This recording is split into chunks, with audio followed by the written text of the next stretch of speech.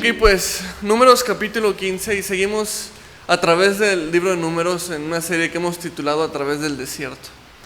Porque el libro de Números es lo que nos relata, ¿verdad? Nos relata la travesía del pueblo de Israel a través del desierto, mientras que Dios los prepara para entrar a la tierra prometida.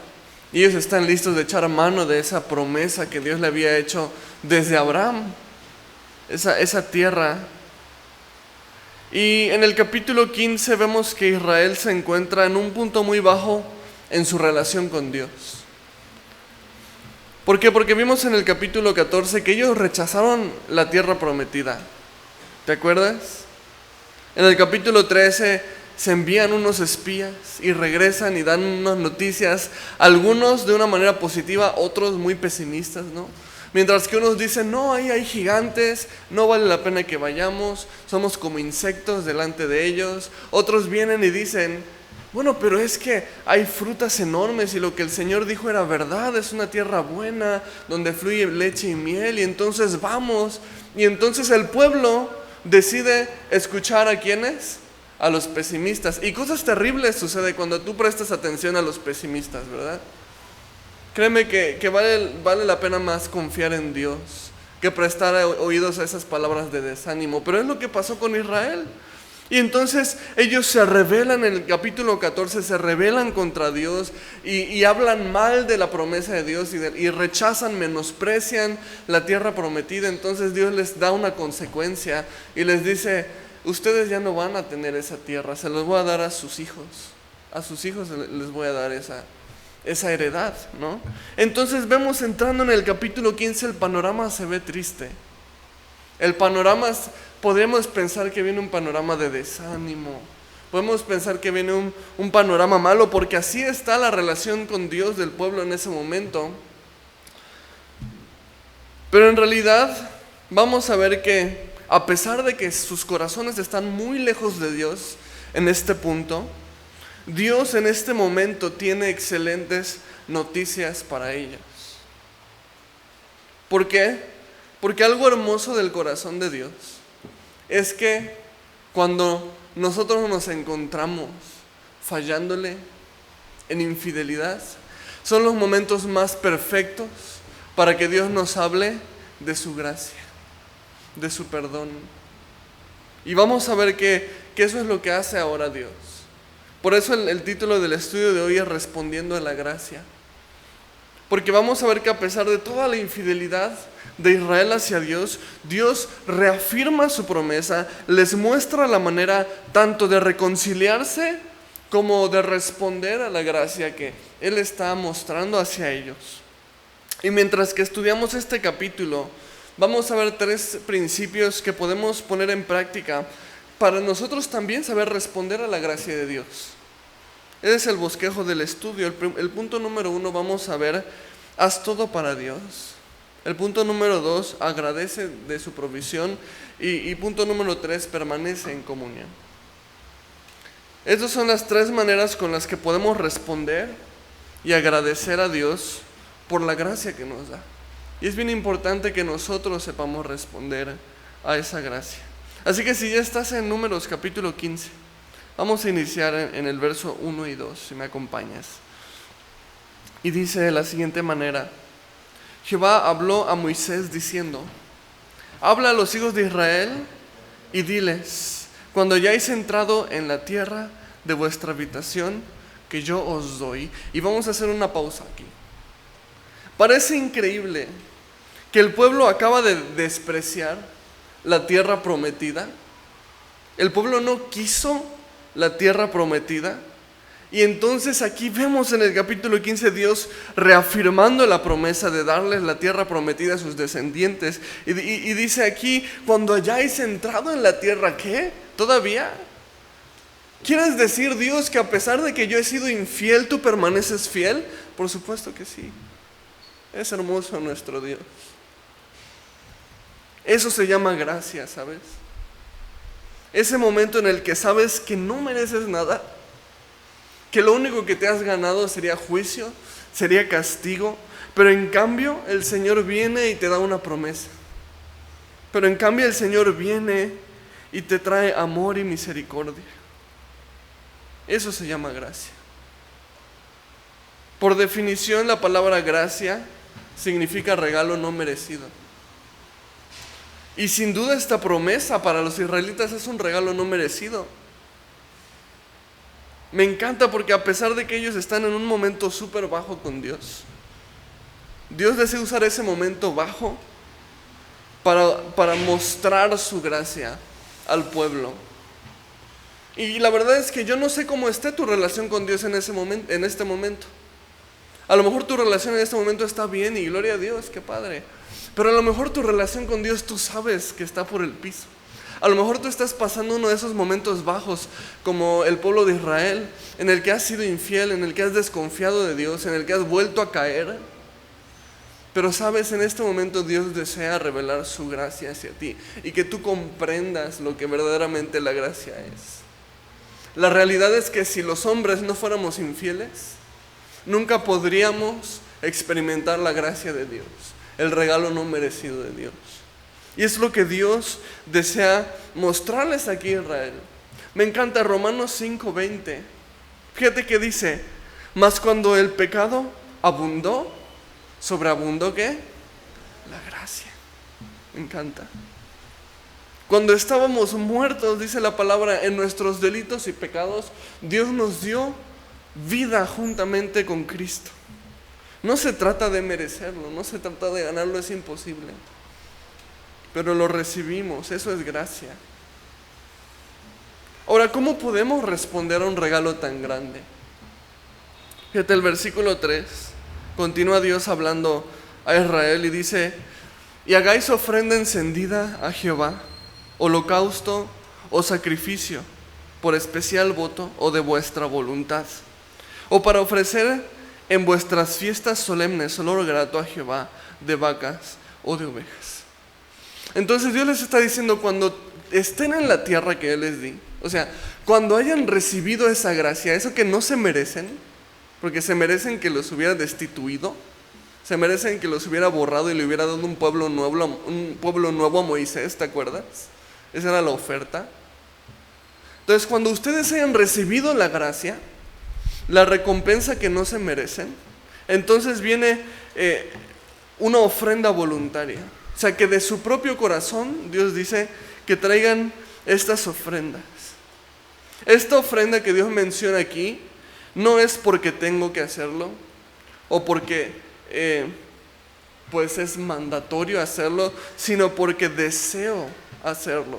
Por eso Dios menciona aquí esta ofrenda, este voto especial, que sea de vuestra voluntad, dice. Y Dios desea que nosotros respondamos también de esta manera a su gracia, de manera voluntaria. ¿Qué puedo ofrecerle voluntariamente a Dios? Y la respuesta a eso es todo. Y ese es el primer principio acerca de cómo podemos responder a la gracia. Es el punto número 1. Haz todo para el Señor. Hay una canción muy bonita que dice, no tengo nada más que darte porque todo es tuyo, Señor. Y exactamente eso es. Todo es del Señor. Toda tu vida es de Dios. Entonces, ¿qué te puedo dar, Señor? El Señor dice, todo.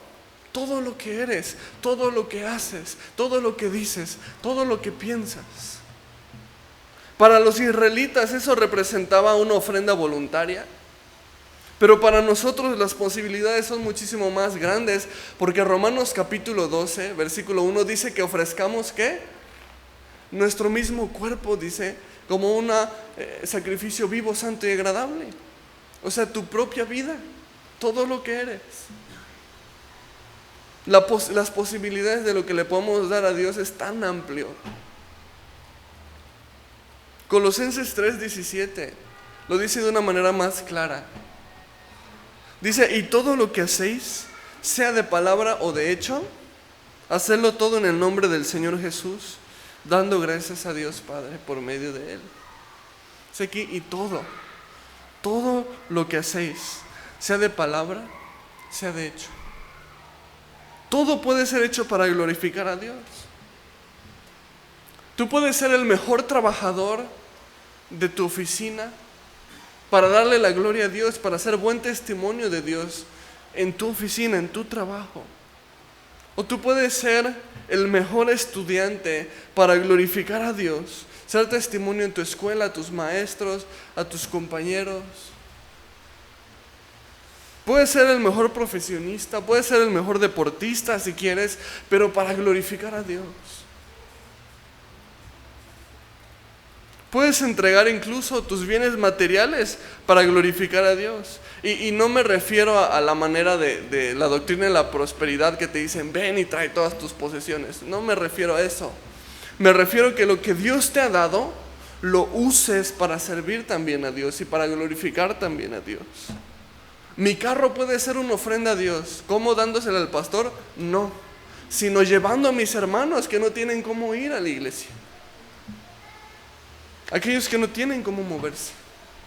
Mi casa puede ser una ofrenda a Dios cuando decido ser hospitalario y recibir personas que necesitan una noche donde dormir.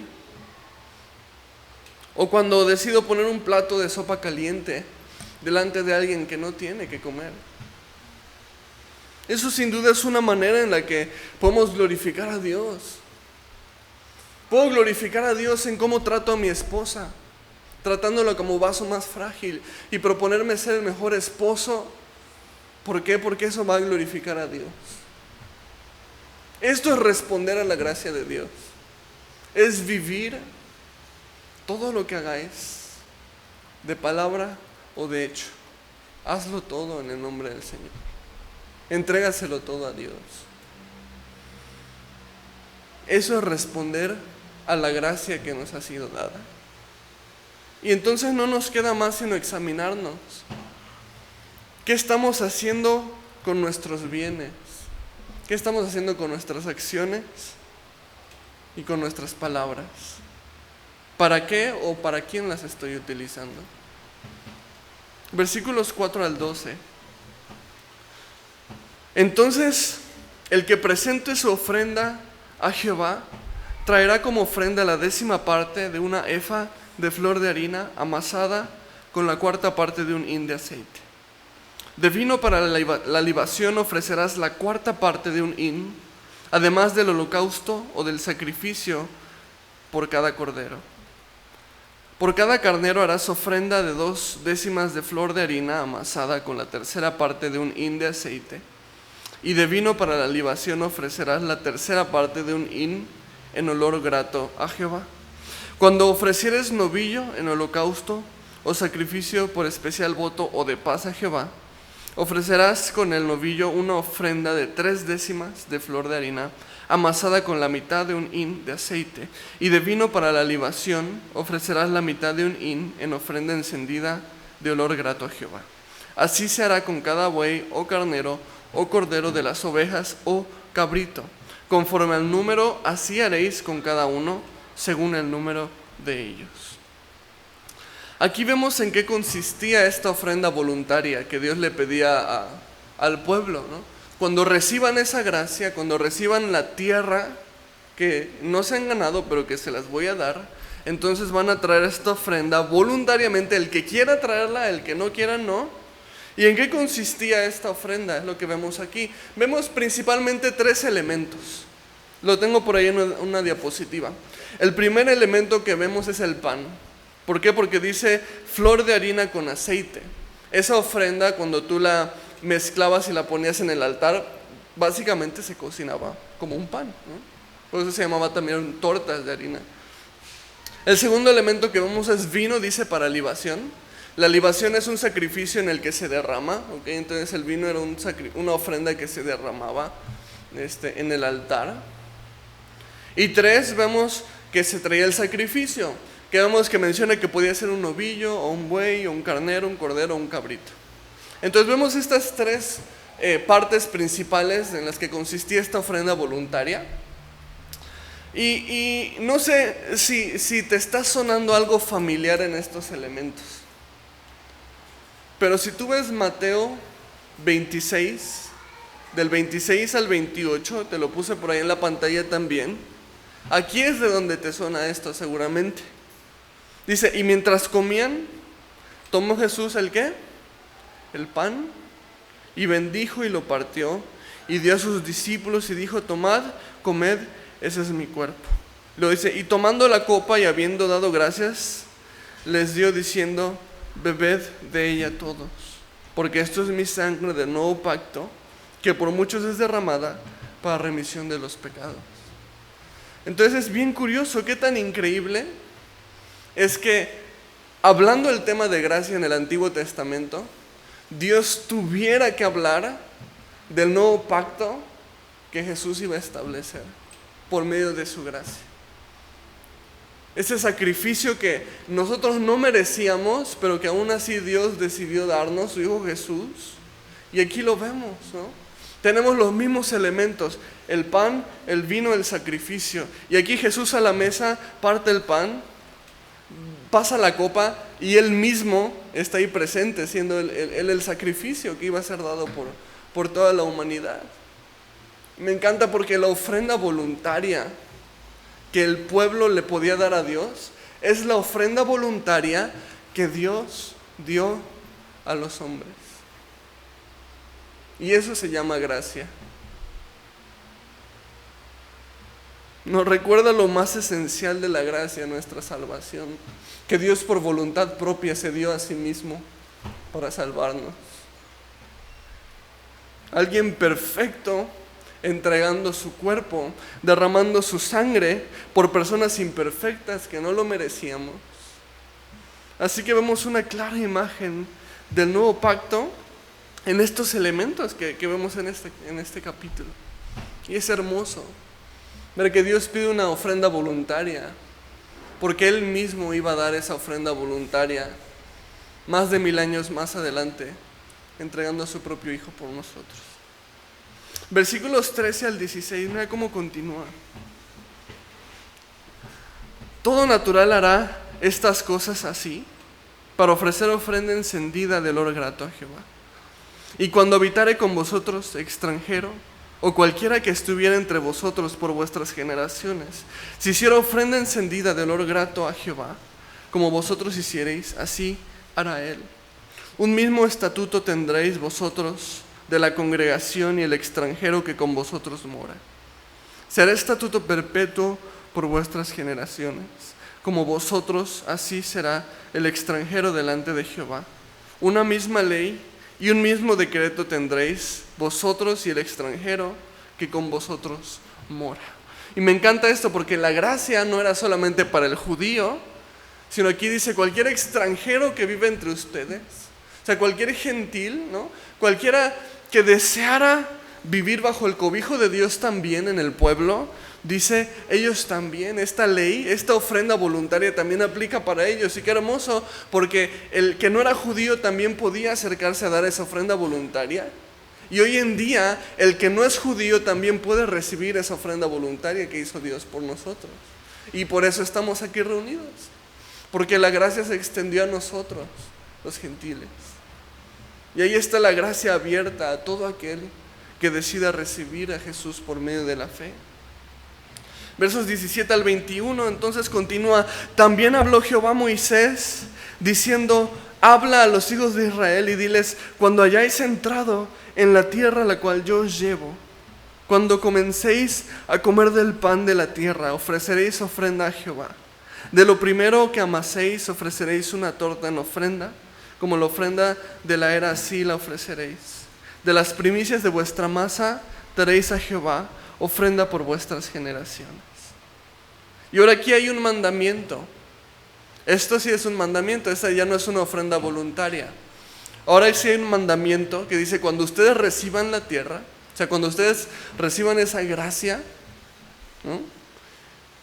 En el momento en el que ellas empezaran a alimentarse del fruto, dice, cuando coman pan en esa tierra, o sea, cuando empiecen a vivir, a sustentarse de lo que esta tierra que yo les voy a dar, entonces ellos van a hacer una ofrenda a Dios en agradecimiento por esa provisión, pero esta ofrenda sí era mandatoria.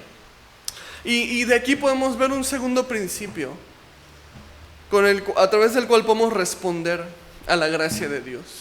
Y este segundo principio es ser agradecido por la provisión de Dios. el agradecimiento a la provisión de Dios, Dios la ha establecido hoy en día para nosotros también con un mandamiento. Malaquías 3:10 dice: traed todos los diezmos al alfolí y haya alimento en mi casa. Y probadme ahora en esto, dice Jehová de los ejércitos, si no os abriré las ventanas de los cielos y derramaré sobre vosotros bendición hasta que sobreabunde. El diezmo que menciona aquí la palabra de Dios, como su mismo nombre lo sugiere, significa la 10ª parte, o el 10%. Y una manera en la que Dios nos ha dado la oportunidad de que respondamos a la gracia de su provisión es precisamente a través de dándole eso. Es parte de ser agradecido con Dios. Alguien que no desea dar esto al Señor es alguien que no desea responder a la gracia de Dios, que no sabe agradecerle a Dios por el pan diario. Y hay un debate, ya sabes, a las personas que les gusta parecer muy inteligentes, ¿no? Les gusta también debatir sobre muchas cosas. Y el diezmo entra entre algunos de sus debates. Muchos debaten si el diezmo aplica o no aplica al creyente hoy en día, el del Nuevo Testamento. Porque no parece haber un mandamiento muy claro en el Nuevo Testamento que habla acerca del diezmo. Y esto es un argumento porque el diezmo es parte de la ley, ¿no? Y el creyente pues ya no está obligado a cumplir la ley del Antiguo Testamento. Y la realidad es que yo pienso que sí sigue siendo aplicatorio para nosotros, por la sencilla razón de que el diezmo fue antes de la ley. ¿Cuándo fue la primera vez que alguien diezmó? Fue en Génesis, fue Abraham. Y dio diezmos, dice, a Melquisedec. Melquisedec es una sombra de Jesucristo. Y dice que dio el diezmo de todo lo que ganó en batalla. Se lo puso a los pies de este rey de paz, rey de Salem. Entonces, siempre que alguien me dice que el diezmo no aplica, porque la ley no aplica, el diezmo fue algo voluntario que Abraham dio y estableció antes de que la ley fuese establecida. Y yo pienso que sí es aplicatorio hoy en día para nosotros. Y últimamente, aquel que le gusta debatir sobre el diezmo, por lo general es gente que quiere justificar que no quiere dar dinero realmente. Hay un problema de codicia, hay un problema de avaricia y que no está dispuesto a dar a Dios. Y creo que es un debate lleno de carnalidad, porque es para justificar una actitud pecaminosa, una actitud avara. Así que, sea lo que tú creas, ¿verdad? Porque al final de cuentas cada creyente tiene que tomar sus propias convicciones en estos temas que quizás no son 100% claros en la Biblia. Y si tú decides creer que el diezmo no es aplicatorio hoy en día, no te voy a juzgar, está bien. Pero al final del día, lo más importante es que Dios dice: no me des con tristeza. Es que Dios dice: no me des por necesidad. Porque dice Dios que Él ama al dador alegre. Entonces, aterrizando ese tema de la manera más sencilla, si no vas a darle a Dios de corazón, Dios no está interesado en tu diezmo. ¿Okay? Si no vas a darle a Dios de corazón, Dios no está interesado en tu diezmo. ¿Por qué? Porque Dios no anda corto de lana. Dios no está en apuros y dice: híjole, si fulanito no diezma, entonces me voy a quedar sin dinero. Dios no necesita. ¿Ves? Dios no necesita dinero. ¿Qué es lo que desea Dios? Tu corazón. Y cuando Dios nos pide dar, lo que está probando en realidad no es mi bolsillo, es mi corazón. Es cómo está mi corazón. Cuidar mi corazón de la avaricia. Y estar seguro de que estoy agradecido por Dios y que reconozco que Dios es el que pone en mi mesa el pan, el que pone en mi casa la provisión. Y es una manera de agradecerle a Dios esto. Entonces, si tú quieres dar para honrarlo y para agradecerle, Dios se va a agradar de eso sin duda alguna. Pero esta es una manera en la que respondemos a la gracia de Dios. Dios le dice al pueblo de Israel: cuando ustedes reciban el fruto de la tierra prometida y vivan de él, entonces traigan a mí esta ofrenda. Y Dios nos dice a nosotros: si estás recibiendo de ese fruto, de mi provisión en tu vida, entonces trae a mí también esta ofrenda. Versículos 22 al 31 continúa. Y dice: y cuando erréis y no hiciereis todos estos mandamientos que Jehová ha dicho a Moisés, todas las cosas que Jehová os ha mandado por medio de Moisés, desde el día que Jehová lo mandó, y en adelante por vuestras edades. Si el pecado fue hecho por yerro, con ignorancia de la congregación, toda la congregación ofrecerá un novillo por holocausto, en olor grato a Jehová, con su ofrenda y su libación conforme a la ley, y un macho cabrío en expiación. Y el sacerdote hará expiación por toda la congregación de los hijos de Israel, y les será perdonado, porque yerro es. Y ellos traerán sus ofrendas, ofrenda encendida a Jehová, y sus expiaciones delante de Jehová por sus yerros. Y será perdonado a toda la congregación de los hijos de Israel, y al extranjero que mora entre ellos, por cuanto es yerro de todo el pueblo. Si una persona pecare por yerro, ofrecerá una cabra de un año para expiación, y el sacerdote hará expiación por la persona que haya pecado por yerro. Cuando pecare por yerro delante de Jehová, la reconciliará, y le será perdonado. El nacido entre los hijos de Israel y el extranjero que habitara entre ellos, una misma ley tendréis para el que hiciere algo por yerro. Mas la persona que hiciere algo con soberbia, así el natural como el extranjero, ultraja a Jehová, esa persona será cortada de en medio de su pueblo, por cuanto tuvo en poco la palabra de Jehová y menospreció su mandamiento. Enteramente será cortada esa persona, su iniquidad caerá sobre ella. ¿Qué es esto de pecar por yerro? Pecar por yerro se refiere a pecar por ignorancia. Cuando tú cometes un pecado porque no sabías, o porque no estabas enterado, porque no conocías quizás la palabra, ¿no? Entonces Dios dice que hay dos maneras de pecar. Pecar por yerro, es decir, por ignorancia, o pecar, dice aquí, con soberbia, o sea, con alevosía y ventaja, con un pleno conocimiento de la verdad. Y la realidad es que es muy difícil que un creyente peque por yerro. Es muy difícil que un creyente peque por ignorancia. ¿Por qué? Porque Dios nos ha dado a conocer todas las cosas. Dice 2 de Pedro 1:3, Dios nos ha dado a conocer todas las cosas que pertenecen a la vida y a la piedad. O sea, Dios nos ha dado a conocer. Jesús le dijo a sus discípulos: ya no los voy a llamar siervos, los llamaré amigos, porque les he dado a conocer todas las cosas. Entonces, que un creyente diga: pequé por ignorancia, porque no sabía, es muy difícil, porque el Señor nos da a conocer su palabra. Y cuando pecamos conociendo la palabra de Dios, sabiendo lo que Dios le agrada y lo que no, eso se llama en la Biblia transgresión. Transgresión es pecar con conocimiento, como dice aquí, con soberbia, con alevosía y ventaja. Esta frase que usa aquí Números, cuando dice pecar con soberbia, en el original significa literalmente pecar con mano alzada. ¿Qué quiere decir eso? Es un pecado soberbio y desvergonzado, en el que uno peca a mano alzada. O sea, ya sé que está mal, pero aún así quiero hacerlo. Eso es lo que da a entender esta frase. Pecar con mano alzada. Sí pequé y está mal, pero ¿y qué? ¿Cuántas veces caemos en esta terrible actitud? ¿Cuántas veces fallamos de esta manera al Señor?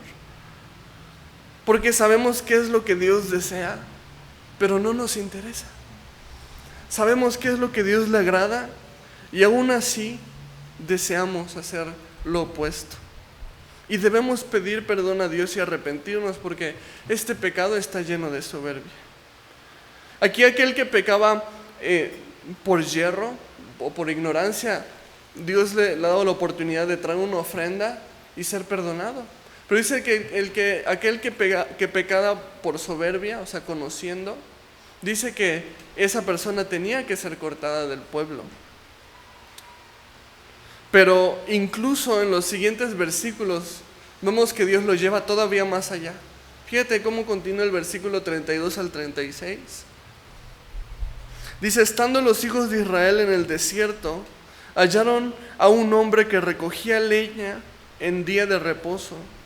Y los que le hallaron recogiendo leña lo trajeron a Moisés y Aarón y toda la congregación, y lo pusieron en la cárcel porque no estaba declarado qué se le había de hacer.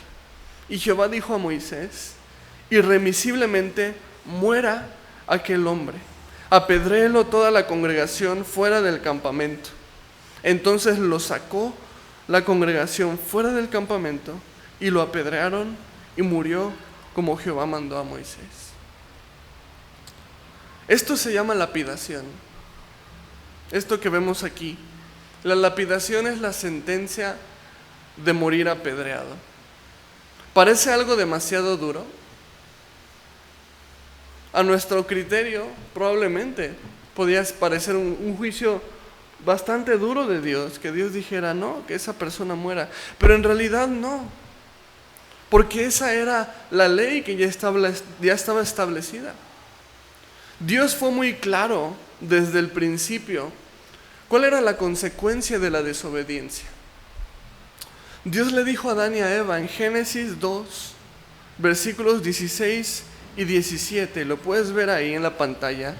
Dice: y mandó Jehová a Dios al hombre diciendo: de todo árbol del huerto podrás comer, mas del árbol de la ciencia del bien y del mal no comerás, porque el día que de él comieres, ciertamente ¿qué? Morirás. Y la realidad es que Adán y Eva no murieron en el momento en el que mordieron el fruto, pero sin embargo fueron expulsados del Edén, y con el paso de los años su consecuencia fue que fallecieron, porque en el plan original de Dios no estaba la muerte. De hecho, cuando el plan de Dios se ha restablecido a su plan original y nosotros podemos estar con Dios, dice la Biblia que tendremos vida eterna, ya no va a haber más muerte, ¿verdad? Pero por el momento, la consecuencia de la desobediencia es lo que lleva a la muerte. Dios fue claro. Más adelante Pablo lo pone todavía más claro. En Romanos 6:23 dice: porque la paga del pecado es muerte. Así que lo que este hombre enfrenta en este momento en Números, no es ni duro ni injusto, es la ley. Es la ley lo que está enfrentando este hombre. Era exactamente lo que merecía. El pecado ameritaba la muerte, Dios lo estableció. Y él pecó a mano levantada, porque dice aquí que él estaba recogiendo leña en el día de reposo, lo cual ya estaba establecido. Ellos sabían que el día de reposo lo tenían que guardar para Dios. Lo tenían que guardar para Dios y no podían trabajar en ese momento. Entonces lo que hizo este hombre es que puso su trabajo antes que Dios. No sé si te suena algo que pasa muy seguido en la actualidad, ¿verdad? Hombres que ponen su trabajo antes que Dios. Y cuidado, porque este hombre puso su trabajo antes que Dios. Prefirió trabajar que honrar el día de reposo que Dios le había dado, y entonces Dios dijo: esta es la consecuencia. Y sabes, esta es la misma consecuencia que tú y yo merecemos por nuestros pecados. La paga del pecado es muerte. Y es interesante que Pablo lo ponga en un contexto salarial. O sea, la paga del pecado, el salario del pecado es muerte. Hemos trabajado arduamente en pecar y nos hemos ganado el salario de lo que hemos estado trabajando. Es lo que dice Pablo. Pero ¿sabes qué pasó? En el día de paga, cuando llegó la quincena y era el momento de que el hombre pagara sus pecados, Jesucristo apareció en el día de paga y dijo: yo voy a tomar ese salario en mi cuenta. Sí, tú y yo trabajamos arduamente pecando y nos ganamos ese salario. Pero llegó el día de paga y Jesucristo dijo, yo lo tomo. Jesús estuvo dispuesto a recibir el salario de mi mal trabajo. Así que nosotros trabajamos el pecado, pero Jesús recibió la paga y efectivamente la paga del pecado fue muerte. A eso se le llama gracia. El regalo de la vida eterna cuando lo que merecíamos era la muerte eterna. ¿Qué podemos hacer si no responder a esa gracia? Y sabes, hay una última manera en la que vamos a ver que podemos y debemos responder a esta gracia que Dios ha dado a nuestras vidas. Y esto es permanecer en comunión. Ese es el tercer principio del que te quiero hablar en esta noche. Permanecer en comunión. Fíjate cómo continúa versículos 37 al 41. Y Jehová habló a Moisés diciendo, habla a los hijos de Israel y diles que se hagan franjas en los bordes de sus vestidos por sus generaciones y pongan en cada franja de los bordes un cordón azul y os servirá de franja para que cuando lo veáis os acordéis de todos los mandamientos de Jehová, para ponerlos por obra y no miréis en pos de vuestro corazón y de vuestros ojos, en pos de los cuales os prostituyáis, para que os acordéis y hagáis todos mis mandamientos y seáis santos a vuestro Dios.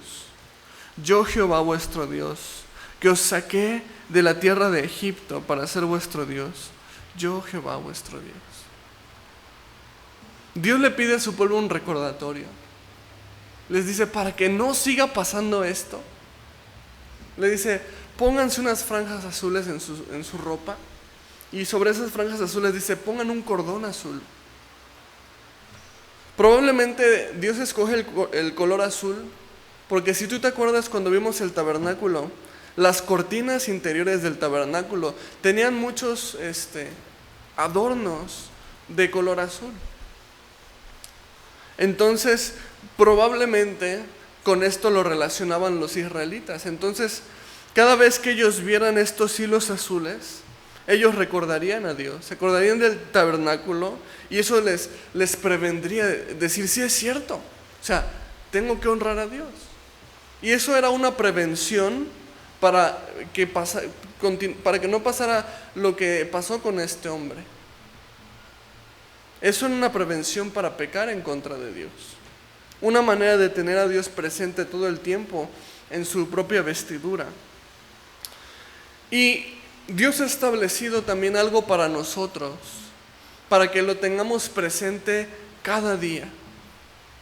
Jesús se lo puso de esa manera a sus discípulos. Juan 15:4. Les dijo, permaneced en mí y yo en vosotros. Como el pámpano no puede llevar fruto por sí mismo, sino permanece en la vid, así tampoco vosotros si no permanecéis en mí. Entonces, lo que Jesús le dice a sus discípulos es, y de hecho si tú lees esta porción en el versículo 3, dice, ustedes ya están limpios por la palabra que les he hablado, ahora aprendan esto, permanezcan en mí. Yo soy la vid, ustedes son los pámpanos. Estos son nuestros cordones azules hoy en día. Esto es nuestro recordatorio diario de que Dios está con nosotros.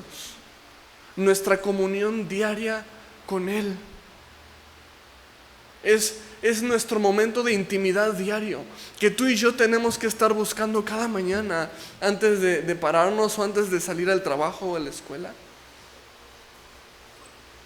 O que deberíamos de buscar al terminar el día antes de acostarnos.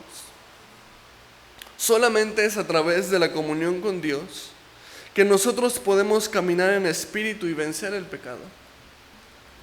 Es cuando nos encontramos con Dios en intimidad, en los aposentos a puertas cerradas, cada día. Es esto lo que nos da la fuerza, es esto lo que nos da la gracia para atravesar el día buscando agradar a Dios. Y ¿sabes algo? Seguramente le fallaremos.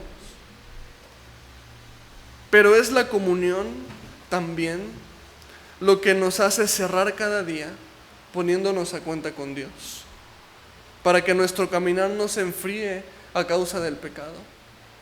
Porque es muy común que el creyente peque y se siente condenado y le dé vergüenza regresar a Dios. Y entonces lo que pasa con ese creyente es que se empieza a alejar y cada vez está un paso más lejos de Dios. Todo empezó con un pecado, que se sintió culpable, que se sintió condenado y no supo buscar la comunión con Dios otra vez para ponerse a cuentas con Dios, y cada día está un paso más lejos de Dios. Qué fácil es caer en eso. Por eso Jesús le dijo a sus discípulos: ya están limpios, pero aprendan a permanecer en mí cada día, cada día. Y si fallaste hoy en la noche, ponte a cuentas con Dios. No permitas que a causa del pecado tu caminar con Dios se empiece a enfriar y te empieces a alejar. Esta es una mentira del enemigo. Satanás va a quererte hacerte sentir condenado. Te va a decir: ¿y así te vas a acercar otra vez a Dios? No tienes vergüenza, ya mejor ni lo busques. Es lo que Satanás te va a decir. Pero ¿qué es lo que dice Jesús? Acercaos pues confiadamente al trono de la gracia. Satanás sabe que si logra hacerte sentir condenado y separarte de la vid, vas a ser una presa fácil. Si has estado alejado de Dios, puedes regresar hoy. Deja de escuchar la voz del enemigo. La comunión con Dios son esos cordones azules de nuestra vestimenta, que nos recuerdan que Dios está con nosotros cada día, que nos ayudan a honrarlo. Sin duda alguna estamos llamados a permanecer en comunión. Así que, concluyendo con el estudio de hoy, hemos visto 3 maneras en las que podemos responder a la gracia de Dios. Primero vimos: haz todo para Dios. Dios le pedía a su pueblo una ofrenda voluntaria. No tenía que ser a regañadientes. Y nosotros podemos ser en nuestra vida una ofrenda voluntaria a Él, haciendo todo, sea de palabra, sea de hecho, todo para el Señor, para glorificar a Dios en tu vida. Lo segundo que vimos es agradecer también por la provisión. Cuando Dios les dice a su pueblo: cuando ustedes estén viviendo del fruto de la tierra que les voy a dar, entonces traigan esa ofrenda. Y nosotros estamos llamados, si tú estás viviendo hoy en día la provisión de Dios, si hay alimento en tu casa, si tienes un sustento, si tienes un techo, si Dios ha sido bueno y te ha proveído, estás llamado también a agradecer a Dios y traer la ofrenda al altar de Dios. 3, permanece en comunión. No hay mejor respuesta a la gracia de Dios que permanecer cada día en Él, que buscar y encontrarnos con Dios todos los días.